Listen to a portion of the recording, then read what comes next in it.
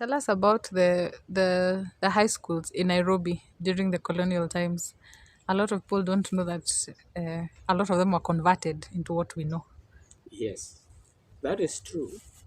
Um, the education policy at that time was to segregate because that is the essence of colonialism. You separate races. So the Mzungu was number one,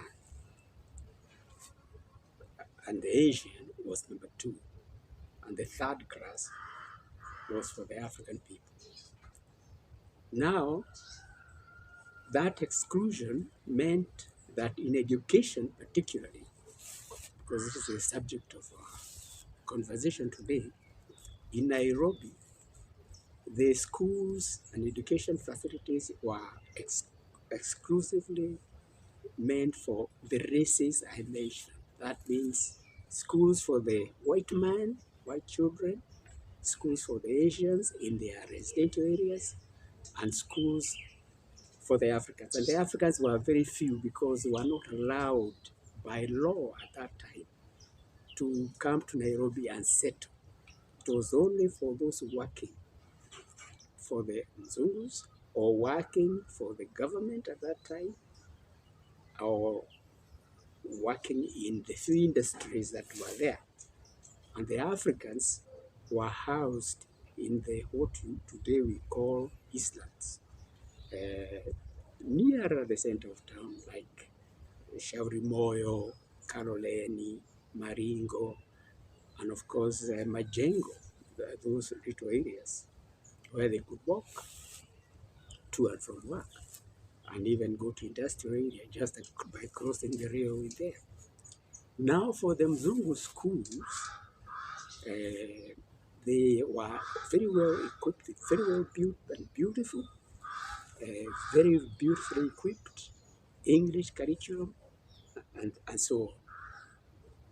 And the students who were in those who studied in those schools went to universities in the United Kingdom or Canada or Australia.